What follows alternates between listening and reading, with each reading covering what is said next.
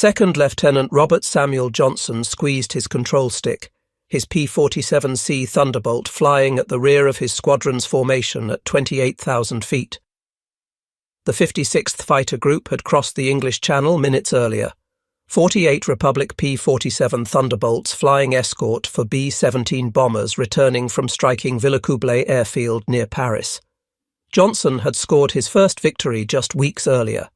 He was 23 years old, from Lawton, Oklahoma, still learning the brutal calculus of air combat over occupied Europe. The son of a mechanic, Johnson had grown up poor during the Depression, earning his pilot's license the day before his 16th birthday by working odd jobs and saving every penny. Now he flew one of the largest, heaviest single-engine fighters ever built, 7 tons of metal and fury powered by 18 cylinders of American engineering. The massive Pratt & Whitney R2800 radial engine ahead of him produced 2,000 horsepower, turning a 13-foot propeller that could pull the Thunderbolt through the sky at over 400 miles per hour. Then everything exploded. 16 Focke-Wulf FW-190 fighters from Jagdgeschwader 26, one of the Luftwaffe's most elite units, dove out of the sun from 32,000 feet. The first pass scattered the Thunderbolts. Johnson's aircraft, flying tail-end Charlie, took the concentrated fire of multiple German fighters. 20mm cannon shells tore into his fuselage. The canopy shattered. Hydraulic lines ruptured, spraying fluid across his face and into his eyes. Shrapnel from a cannon shell peppered his right leg. A machine gun bullet creased the tip of his nose. The engine caught fire. Johnson tried desperately to bail out, but discovered his canopy was jammed, damaged by cannon strikes. It would open only 6 inches, not enough for him to squeeze through with his parachute. The fire went out on its own, starved of fuel by the ruptured lines. But Johnson was half blind, his eyes swollen shut from hydraulic fluid burns, struggling to control an aircraft that had absorbed at least 21 direct 20mm cannon hits and more than 200 7.92mm machine gun strikes. Any other fighter would have disintegrated. Most pilots would have been dead. Johnson and his Thunderbolt kept flying. This moment would become one of thousands that fundamentally altered how German fighter pilots understood American engineering philosophy. The Luftwaffe had been trained on aircraft that prioritized speed, maneuverability, elegant efficiency. Every gram of weight was scrutinized, every design choice optimized for performance. The Americans, it seemed, had built something entirely different. They had built a flying tank. And in that difference lay a revolution in fighter design that would influence aviation for generations to come. The German aces, the most skilled fighter pilots in the world, men who had shot down hundreds of Allied aircraft, were about to learn a humbling lesson. Skill and firepower meant nothing if your enemy simply refused to fall. The story of the P-47 Thunderbolt is not just about an aircraft. It is about the collision of 2 engineering philosophies, 2 ways of thinking about survival, 2 approaches to warfare itself. And it begins with a simple, terrifying question that German pilots asked themselves after every encounter with this massive American fighter: why won't it go down? The Republic P-47. Thunderbolt entered service with the United States Army Air Forces in November 1942. At first glance, it seemed to violate every principle of fighter design that had been established in the first 3 years of the war. The P-47D variant, the most common model, weighed 17,500 pounds at maximum takeoff weight, making it the heaviest single-engine fighter of the conflict. By comparison, the Supermarine Spitfire weighed approximately 9,500 pounds. The Messerschmitt Bf-109G weighed 7,500 pounds, and the Focke-Wulf FW-190A weighed 10,800 pounds. The P-47 was nearly twice the weight of Germany's most successful fighter. German intelligence officers, analysing photographs and reports from early encounters, dismissed it as a mistake, a transitional design that would be quickly replaced. They were catastrophically wrong. The Thunderbolt was designed by Alexander Kartveli, a Georgian-born engineer who had immigrated to America in 1927 and joined the Republic Aviation Company, successor to Seversky Aircraft. His design philosophy differed fundamentally from European approaches. Where European designers obsessed over weight reduction, streamlining every component, Kartveli built for survivability above all else. The P-47's airframe was constructed with unprecedented structural strength. The main wing spar was a single piece of forged aluminum, 4 inches thick at its centre, tapering to 2 inches at the wingtips.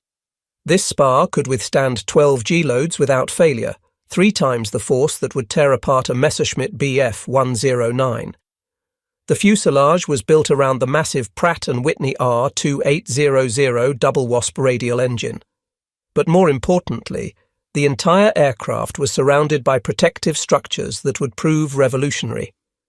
Between the engine and the pilot sat the turbocharger system, oil coolers, intercoolers, and most crucially, multiple fuel tanks with varying internal capacity by variant. Early P-47B and C models carried 305 gallons internally. The bubble canopy P-47D 25 through D40 variants, the most common in combat, carried 370 gallons. Late-war P-47N variants for Pacific service carried an extraordinary 556 gallons. Every gallon was stored in self-sealing tanks, a technology that would prove decisive. Self-sealing fuel tanks were not new. The British had developed them, the Americans had improved them. But the P-47's implementation was unprecedented in its effectiveness. Each fuel cell was surrounded by multiple layers of rubber compound that would swell and seal when exposed to gasoline, closing bullet holes within seconds. German pilots discovered this the hard way. Attacks that would have sent any other fighter down in flames simply punched holes that sealed themselves. The P-47 kept flying. The pilot protection extended far beyond fuel tanks. The pilot sat in what American ground crews affectionately called an armoured bathtub, though the term understated its effectiveness. Substantial armour plating protected the pilot from virtually every angle. The seat was backed by face-hardened steel armour capable of stopping 20mm cannon rounds at close range. The headrest contained additional armour plating. Beneath the seat, another armour plate protected from ground fire during low-altitude attacks. In front, a thick, bulletproof glass windscreen could stop even 30mm cannon shells. German pilots, accustomed to aircraft where armour was minimal to save weight, found themselves facing an opponent who could absorb hits that would kill them instantly. Major Heinz Baer, third highest scoring German ace with 220 victories across all fronts, would later describe his frustration in post-war interviews. The P-47 could absorb an astounding amount of lead and had to be handled very carefully. We could hit them repeatedly with our cannon. We could see our rounds striking, but the pilot never fell. The Thunderbolt pilot could sit there, absorbing our fire, waiting for his moment to return fire. It was psychological warfare. We knew we were hitting them, but they wouldn't die. The first major air battle that revealed the P-47's extraordinary toughness occurred on that June afternoon in 1943. Robert Johnson's squadron had been jumped by Jagdgeschwader 26, commanded by some of Germany's finest pilots. The tactics that had worked brilliantly against P-38 Lightnings and P-40 Warhawks failed completely against the Thunderbolt. Johnson's badly damaged fighter plummeted initially, spinning toward the earth. Through enormous physical effort, fighting controls that barely responded, half-blind from hydraulic fluid burns, Johnson managed to level the wings and pull out of the dive. He turned northwest, nursing his crippled aircraft toward England at minimum speed, unable to see properly through his damaged canopy and burning eyes. Then a single FW-190 appeared behind him. The German pilot, likely Oberstleutnant Egon Meyer of JG-2, one of the Luftwaffe's most successful bomber destroyers with over 100 victories, closed in to finish off the straggler. Meyer had expended his 20mm ammunition destroying B-17s earlier in the mission, but his 7.9 2mm machine guns still functioned. He made repeated passes, each time raking Johnson's Thunderbolt with accurate fire. Johnson could do nothing but slow his aircraft to just above stall speed and slew it left and right, making himself a harder target. He even fired back blindly during Mayer's passes, though his compromised eyesight and damaged controls prevented accurate aim. Mayer made pass after pass. Each time bullets struck Johnson's fighter. Each time the P-47 kept flying. After the third attack, Mayer apparently ran out of ammunition entirely. According to Johnson's account, verified by his wingman who caught up moments later, Mayer pulled alongside the battered Thunderbolt, close enough for Johnson to see him clearly. The German pilot looked at the devastated American fighter, still somehow flying, then waggled his wings in salute and turned back toward France. Johnson continued toward England alone. He made it to RAF Manston in Kent, barely able to see the runway through his swollen eyes and the oil-covered windscreen. His landing gear, miraculously, still functioned. He touched down and rolled to a stop. Ground crews counted the damage in stunned silence. 21 direct 20mm cannon hits, more than 200 7.92mm machine gun strikes. The entire tail section was shredded. The canopy was destroyed. Control cables were severed. Hydraulic systems were demolished. The aircraft was declared beyond economical repair and used for spare parts. But Johnson walked away with relatively minor injuries. He would return to combat 5 days later. By the end of his tour in May 1944, he would score 27 aerial victories, becoming one of America's top aces and the first US fighter pilot in Europe to surpass Eddie Rickenbacker's World War I record of 26 kills. The significance of Johnson's survival extended far beyond one pilot's luck.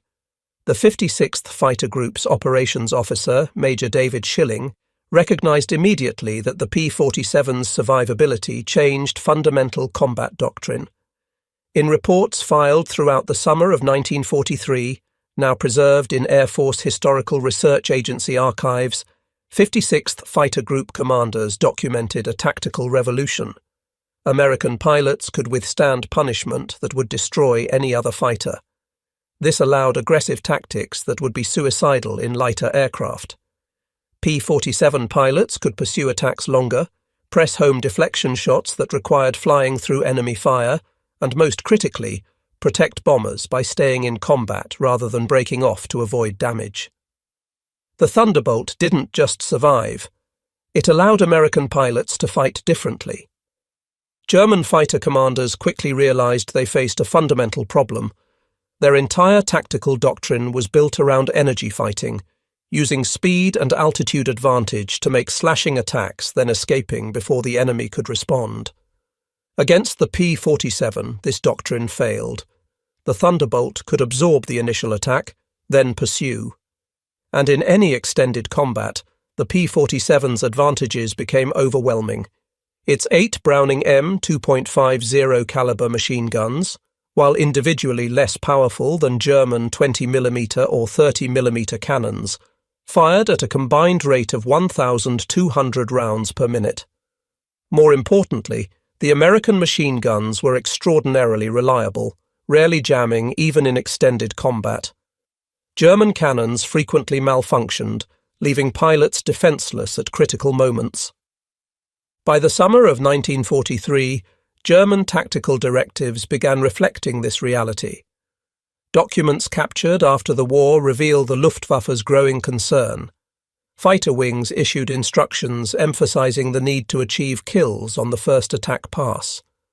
Pilots were explicitly warned not to assume visible strikes meant the aircraft was finished, not to assume fire or smoke meant imminent destruction, and not to remain in combat with damaged Thunderbolts that were often still fully capable of fighting.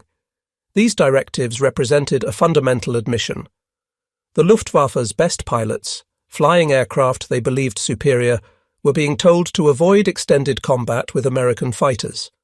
The impact on German morale was profound. The summer and fall of 1943 brought the strategic bombing campaign into full intensity. American B-17 and B-24 bombers struck deep into Germany, targeting aircraft factories, oil refineries, and ball-bearing plants. The P-47 groups, now numbering multiple complete fighter groups with plans for many more, escorted the bombers. German fighter wings, under desperate pressure to stop the bombers, threw everything into the attacks.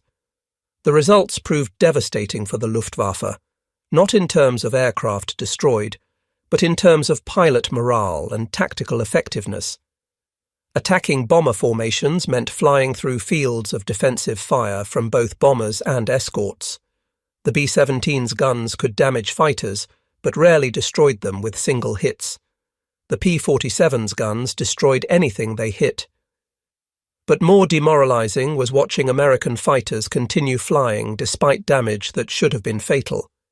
Major Günther Rall, fourth highest scoring ace in history with 275 victories, flew most of his missions on the Eastern Front, where he was extraordinarily successful. He flew one mission against American bombers in the West in August 1943. He never flew against them again. In post-war interviews, he explained, "On the Eastern Front, if you hit a Russian fighter solidly, it went down. The LGG-3, the Yak-1, even the later models, they were fragile compared to Western fighters. In the West, I attacked a Thunderbolt from perfect position. I was close, I had time, I fired everything.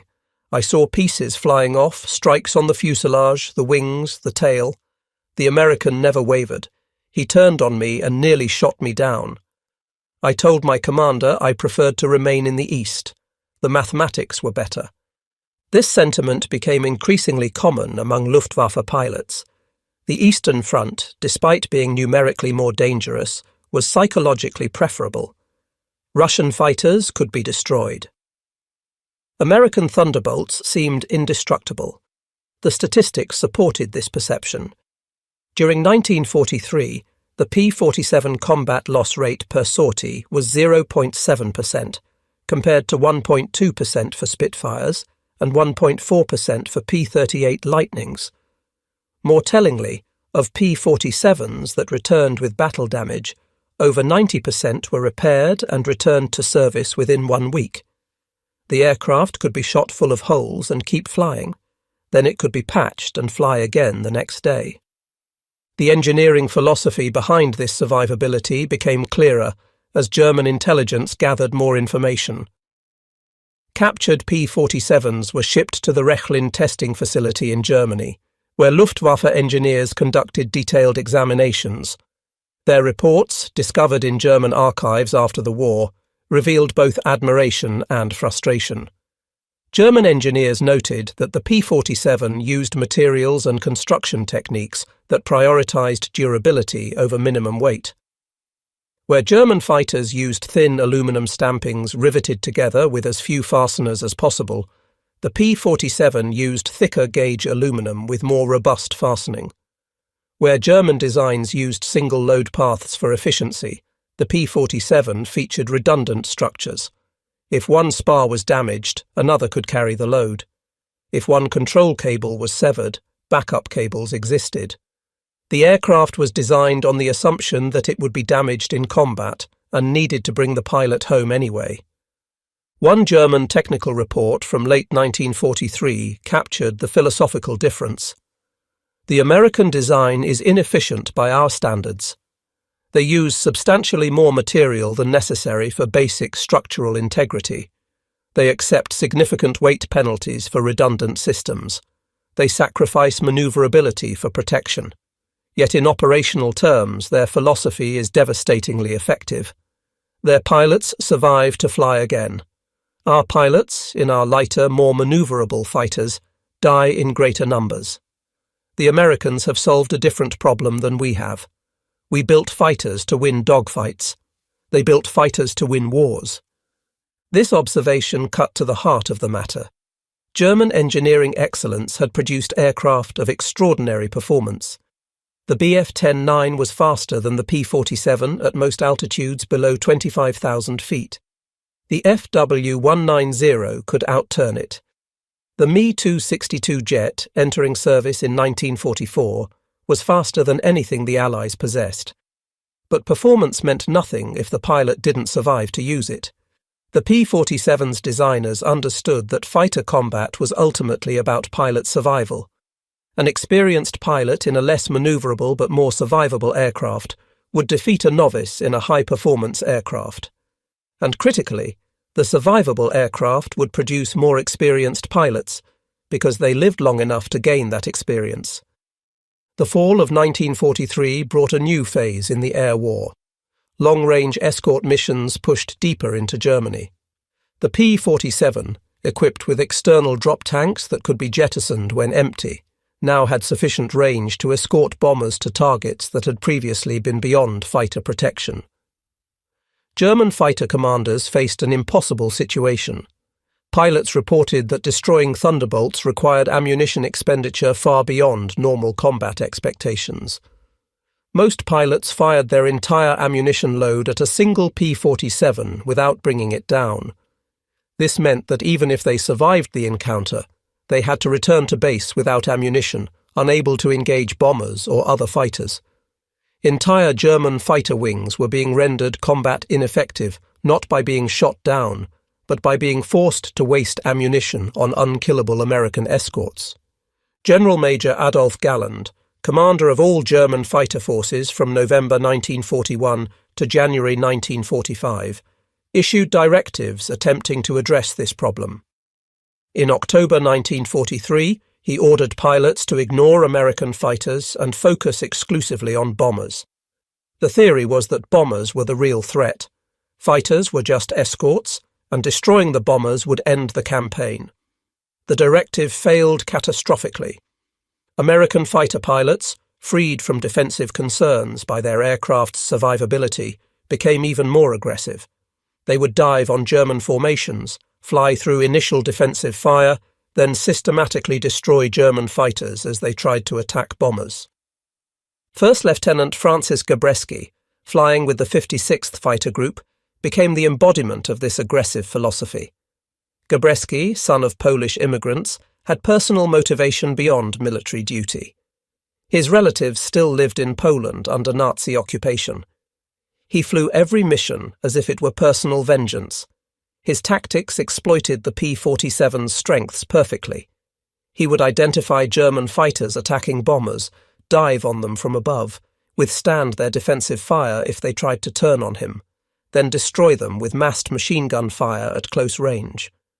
Between August 1943 and July 1944, Gabreski would shoot down 28 German aircraft, making him the top American ace in Europe. His survival through hundreds of combat missions, many seeing his aircraft badly damaged, became legendary. The winter of 1943 to 44 brought the most intense period of air combat in the European theatre. Germany's aircraft industry was under relentless attack. Luftwaffe fighter strength, despite desperate production efforts, was being ground down by attrition. Experienced German pilots were being killed faster than they could be replaced. The P-47 groups, meanwhile, were growing stronger. New pilot training in the United States emphasized the P-47's survivability as a core teaching point. Instructors told students explicitly, "Your aircraft can take damage that would destroy anything else. Use that advantage. Press your attacks. The Thunderbolt will get you home." Major Hubert Zemke, commander of the 56th Fighter Group, institutionalized this aggressive philosophy into formal tactics. The formation that became known as the Zemke Fan was designed to maximize the P-47's strengths. Instead of traditional close formations that restricted maneuverability, Zemke's fighters flew in loose, flexible groups that could respond quickly to threats. When German fighters attacked, the P-47s would not turn away defensively. Instead, they would turn into the attack, forcing head-on encounters where the P-47's armour and firepower gave it overwhelming advantage. German pilots, accustomed to enemies who would evade, found themselves facing Americans who deliberately flew into their fire, absorbed it, then returned devastating fire of their own. By February 1944, the strategic situation had shifted dramatically. The P-51 Mustang, with even longer range, was beginning to supplement P-47 groups. But the Thunderbolt remained the workhorse of bomber escort. Its survivability meant it could be used for the most dangerous missions: initial penetration of German airspace, combat over heavily defended targets, suppression of German airbases. P-51s were faster and more manoeuvrable, better suited for dogfighting. But when the mission required an aircraft that could absorb punishment and keep fighting, commanders chose the P-47.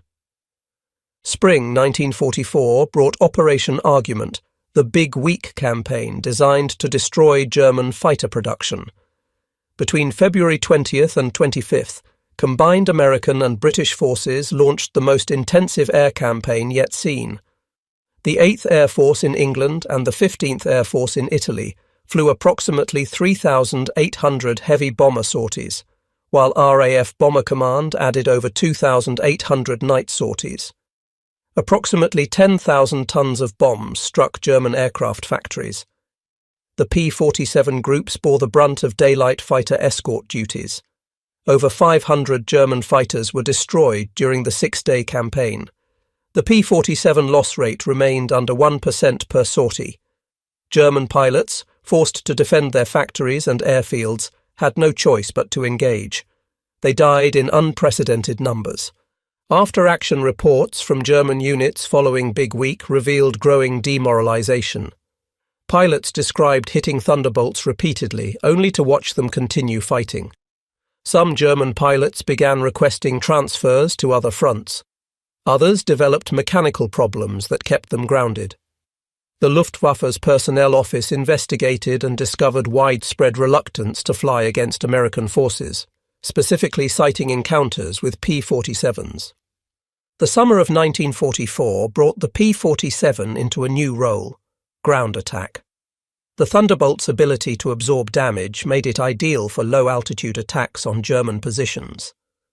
Unlike other fighters vulnerable to ground fire, the P-47 could fly through intense anti-aircraft fire, deliver its payload, and return home with battle damage that would have destroyed lighter aircraft.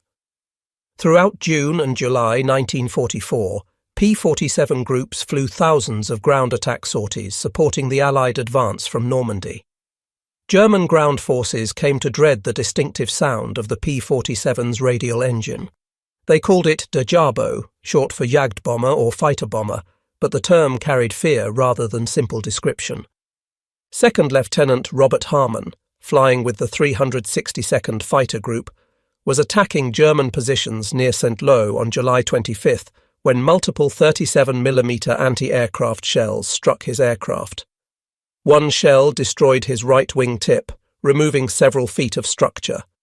Another penetrated his engine, destroying 2 cylinders and briefly setting the engine on fire. A third struck his tail, severing elevator control cables. Harmon managed to extinguish the fire using engine shutdown and restart procedures. He regained partial control using trim tabs alone, compensating for the severed cables. He flew his crippled aircraft 150 miles back to his base in England on an engine running on 16 of 18 cylinders. The aircraft was deemed beyond repair and used for spare parts, but Harmon walked away without injury. He would fly 89 more combat missions before war's end. Ground crews developed dark humour about the damage. They joked that the P-47 only needed 3 things to fly: an engine running on at least half its cylinders, at least one aileron working, and a pilot with the guts to fly it. The jokes reflected a deeper truth. The aircraft's toughness had become so expected that anything less than catastrophic damage was considered routine. German anti-aircraft crews equipped with 20mm, 37mm, and 88mm guns discovered that bringing down a P-47 required far more hits than any other Allied aircraft. Standard doctrine assumed 2 or 3 20mm hits would destroy a fighter. Against the P-47, crews reported needing 10 or more direct hits, and even then, the aircraft often made it back to Allied territory. The P-47's radial engine was particularly difficult to stop. Unlike inline engines where a single cooling system hit caused rapid failure, The Radial could lose entire cylinders and continue running. American pilots reported flying home on engines missing 3 or 4 cylinders, still producing enough power to maintain altitude.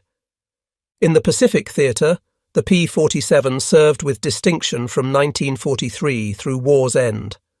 The long-range P-47N variant, with its 556-gallon internal fuel capacity and wet-wing design allowing 1,266 gallons total with external tanks, was specifically developed for Pacific operations. These aircraft escorted B-29 Superfortress bombers on raids against Japan and provided ground support throughout the island-hopping campaign. The P-47's ruggedness proved equally valuable against Japanese fighters and anti-aircraft fire. The 318th Fighter Group, operating P-47s from Ishima near Okinawa, flew some of the longest fighter escort missions in history, over 1,500 miles to targets in Japan and back. The aircraft's ability to absorb battle damage and continue flying was as crucial in the Pacific as it had been in Europe. The final major air battle of the European theatre occurred on January 1, 1945. Operation Bodenplatte, a desperate German attempt to destroy Allied air power on the ground. The Luftwaffe launched over 850 fighters in coordinated strikes against Allied airfields in Belgium and Holland. The operation achieved some initial success, destroying 305 Allied aircraft on the ground and damaging another 190. But as Allied fighters scrambled and engaged, the results were catastrophic for the Germans. The battle lasted most of the day, sprawling across hundreds of square miles. By evening, the Luftwaffe had lost 271 aircraft destroyed, with 143 pilots killed or missing, including 3 Geschwaderkommodore, 5 Gruppenkommandeure, and 14 Staffelkapitän. The loss of experienced leadership was irreplaceable. P-47 groups engaged throughout the day lost aircraft primarily to ground fire during initial German strafing attacks. Not one P-47 was lost in air-to-air combat despite being outnumbered in many engagements. German pilots returning from Bodenplatte reported the same frustrating experience they had suffered throughout the war. They would hit P-47s repeatedly, see visible damage, yet watch the American fighters continue fighting. Major Gerhard Barkhorn, second highest scoring ace in history with 301 victories, all on the Eastern Front, participated in Bodenplatte. In post-war interviews, he described shooting at one P-47 with his entire ammunition load, seeing numerous strikes, yet the aircraft continued flying until he finally hit a critical component. He noted that with the same ammunition on the Eastern Front, he could have shot down 5 Russian fighters. The war ended in May 1945. The final accounting showed the P-47's extraordinary success. Over 15,683 P-47s were built during the war, more than any other American fighter except the P-51 Mustang. P-47S flew 546,000 combat sorties in the European and Mediterranean theatres. They were credited with destroying 3,752 enemy aircraft in air-to-air combat, plus approximately 3,000 more on the ground, for a combined total of about 7,000 enemy aircraft destroyed. They also destroyed 9,000 locomotives, 86,000 railroad cars, and 6,000 armoured vehicles in ground attack missions. But most importantly, the P-47's loss rate per sortie was the lowest of any American fighter, 0.7% in the European theatre. For every 1,000 sorties flown, only 7 P-47s were lost. By comparison, the P-38 Lightning lost 13 per thousand. The P-51 Mustang lost 9 per thousand. The P-47's survivability translated directly into pilot survival. Of American aviators who served in Europe, those flying P-47s had the highest survival rate of any fighter pilots. This wasn't just a statistical anomaly. It represented thousands of young men who came home to their families instead of dying over Germany. The engineering decisions that made the P-47 tough were also humanitarian decisions, though the engineers probably never framed them that way.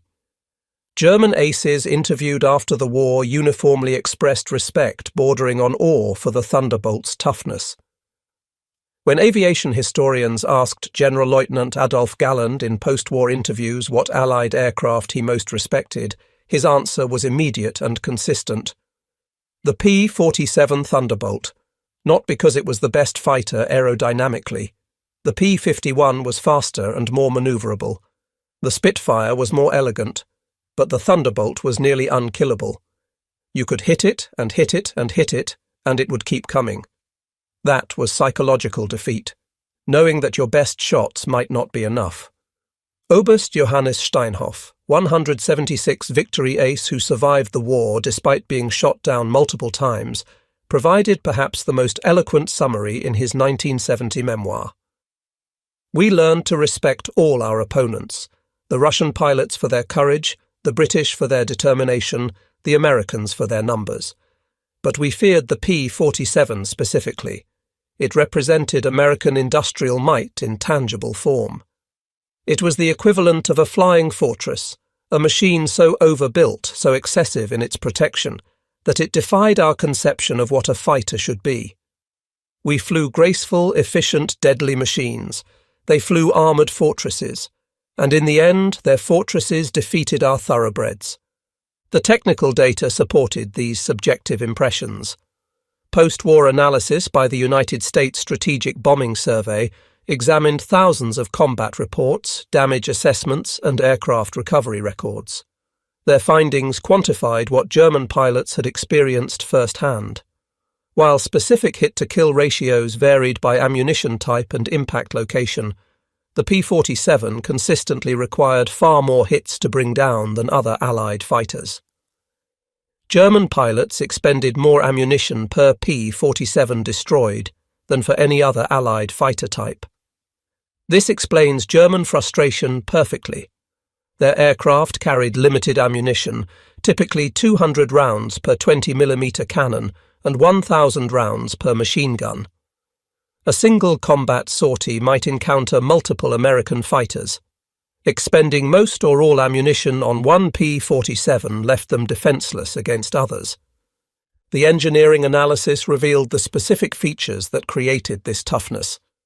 The R2800 engine's radial configuration meant that even with multiple cylinders destroyed, the remaining cylinders could distribute the load and maintain power. The massive propeller, weighing over 400 pounds, had enough rotational inertia to keep spinning even if the engine lost significant power, providing enough thrust to maintain flight. The structural redundancy meant that primary load paths could fail without causing catastrophic structural collapse. The self-sealing fuel tanks could handle multiple punctures without leaking or catching fire. The armour protection covered not just vital areas, but also redundant systems, ensuring that even if primary controls were damaged, backup systems would function. The P-47's influence on post-war fighter design was profound and lasting. The United States Air Force, analysing combat data from World War II and the Korean War, concluded that survivability was as important as performance in fighter design. This philosophy influenced every American fighter developed subsequently. The F-86 Sabre, F-100 Super Sabre, F-4 Phantom all incorporated lessons from the P-47, redundant systems, protected vital components, survivability as a design priority equal to performance. Even the Soviet Union, capturing German analysis of the P-47 and conducting their own studies, reached similar conclusions. Post-war Soviet fighters emphasized protection far more than pre-war designs had. The global evolution of fighter design shifted toward the American model, away from the German model of performance over protection. Modern fighter pilots, flying aircraft costing hundreds of millions of dollars, still study the P-47's combat record. The lessons remain relevant. A pilot who survives to complete the mission is more valuable than a pilot who achieves maximum performance but doesn't return. Modern aircraft like the A-10 Thunderbolt II, named explicitly in honour of the P-47, carry forward the same philosophy. Build an aircraft that can absorb enormous damage and still accomplish its mission. The A-10's titanium bathtub protecting the pilot, its redundant control systems, its ability to fly with entire sections of the aircraft destroyed, all trace directly back to Alexander Kartvel's design philosophy in creating the original Thunderbolt. The human cost of the air war makes the P-47's survivability even more meaningful. Of the 130,000 American airmen who served in Europe during World War II, approximately 26,000 died in combat. The death rate varied dramatically by aircraft type and mission. P-47 pilots had approximately a 12% combat fatality rate over a full tour. P-38 pilots suffered approximately 18% fatalities. B-17 and B-24 bomber crews endured approximately 20% losses. The P-47's protection translated directly into thousands of young men who saw their children grow up, thousands of sons who returned to their mothers, thousands of husbands who grew old with their wives. The engineering decisions that made the P-47 tough were decisions that saved lives. The German pilots who survived the war carried their respect for the P-47 throughout their lives. When the German Air Force was reformed in the 1950s as part of NATO, many former Luftwaffe pilots returned to service. They found themselves flying alongside American pilots, many of whom had flown P-47s against them a decade earlier. The former enemies discovered mutual respect. German pilots would ask about the P-47's toughness, seeking to understand how it had been achieved. American pilots would ask about German tactics. These conversations, preserved in Veteran Association newsletters and reunion documents, reveal consistent themes. The Germans admired the engineering. The Americans admired the skill.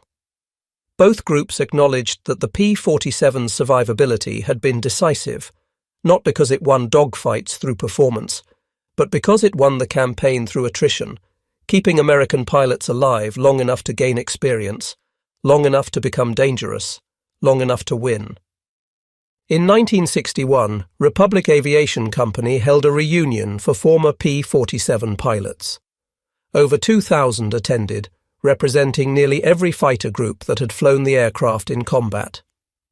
The keynote speaker was Colonel Hubert Zemke, who had commanded the 56th Fighter Group, the top-scoring P-47 unit, with 674.5 air-to-air victories and 311 ground kills. His speech captured the essence of what the aircraft had meant to those who flew it. We didn't fly the fastest fighter. We didn't fly the most maneuverable fighter. We didn't fly the prettiest fighter. We flew the fighter that brought us home. When you're 23 years old, 6 miles above Germany, with the Luftwaffe shooting at you, that's all that matters. The Thunderbolt was built by people who understood that. It was built by people who cared whether we lived or died. Every one of us in this room owes our life to the men and women who designed and built that aircraft. They gave us protection when we needed it most. They gave us a fighting chance when the odds were against us. They gave us the confidence to press the attack because we knew, no matter what happened, the Jug would get us home. The nickname Jug, short for Juggernaut, captured the aircraft's essence perfectly. It was unstoppable, relentless, inevitable. German pilots learned to fear that inevitability. They could hit it, damage it, make it smoke and stream fuel, but they couldn't stop it. And knowing they couldn't stop it demoralized them in ways that pure performance never could have. The psychological dimension of the P-47's toughness was as important as the physical dimension. German pilots lost confidence. They stopped pressing attacks. They disengaged early. They avoided combat when possible. The entire tactical posture of the Luftwaffe changed in response to an aircraft that simply remained airborne no matter what they threw at it. The final assessment belongs to Oberstleutnant Heinz Baer, the third highest scoring German ace, who provided this evaluation in a 1957 interview with an American aviation magazine. When asked what he thought had been the most important Allied weapon of the war, his answer surprised the interviewer. Not the atomic bomb, not the B-17, not even the P-51 with its long range. The P-47 Thunderbolt, because it kept their pilots alive. Everything else follows from that. If you lose your pilots, you lose your air force. If you lose your air force, you lose the war. The Americans understood this fundamental truth. We didn't, not until too late. We built beautiful, fast, deadly fighters optimized for performance. They built a flying fortress optimized for survival. Their flying fortress defeated our fighters because wars are won by survivors, not by dead heroes, no matter how skilled or brave. The P-47 created survivors. It created the men who defeated us. This admission from one of Germany's greatest aces represents the ultimate validation of the P-47's design philosophy. The German aces were not wrong about their aircraft's performance. The Bf-109 was faster at low to medium altitudes. The FW-190 could outturn the Thunderbolt in many situations. The Me-262 jet was revolutionary. But none of that mattered because the German pilots didn't survive long enough to fully exploit their advantages. The P-47 pilots survived. They survived first missions where they made mistakes. They survived the learning curve that made them dangerous.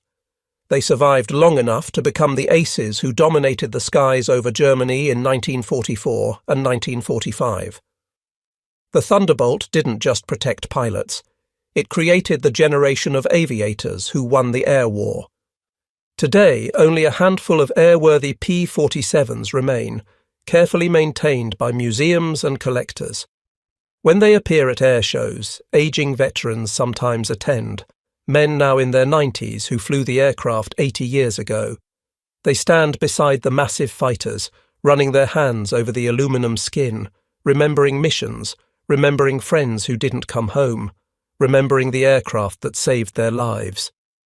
German veterans occasionally attend these same shows, men who once tried to shoot down these aircraft, now united with their former enemies in old age. The conversations between them are remarkable. The Americans thank the Germans for their courage and skill. The Germans thank the Americans for treating prisoners with dignity. And both groups acknowledge the aircraft that stands between them, the flying fortress that proved tough enough to absorb everything the Luftwaffe could throw at it and still brought its pilots home. The legacy lives on in every fighter aircraft that prioritizes pilot survival, in every design that chooses protection over pure performance. The P-47 proved that the best fighter is not the one that wins dogfights through superior performance, but the one that wins wars by keeping pilots alive. The German aces learned this lesson the hard way, pouring cannon fire into American fighters that wouldn't fall, watching their tactical advantages dissolve against an enemy that would not be stopped. In the end, that was the Thunderbolt's greatest weapon. Not its 8 machine guns, not its speed, not its structural strength, but its absolute refusal to quit. It was a fighter that matched the spirit of the nation that built it, a machine that embodied the determination that won the war. The German aces shot it full of holes, and it kept flying. That simple fact decided the outcome of the air war over Europe. The P-47 Thunderbolt was not the fastest fighter, not the most maneuverable, not the longest ranged, but it was the toughest. And in the brutal mathematics of aerial combat, toughness was the quality that mattered most. The German aces admitted as much, even as it cost them the war. Their admission stands as the ultimate testament to American engineering, to Alexander Kartvel's vision, and to the flying fortress that refused to fall.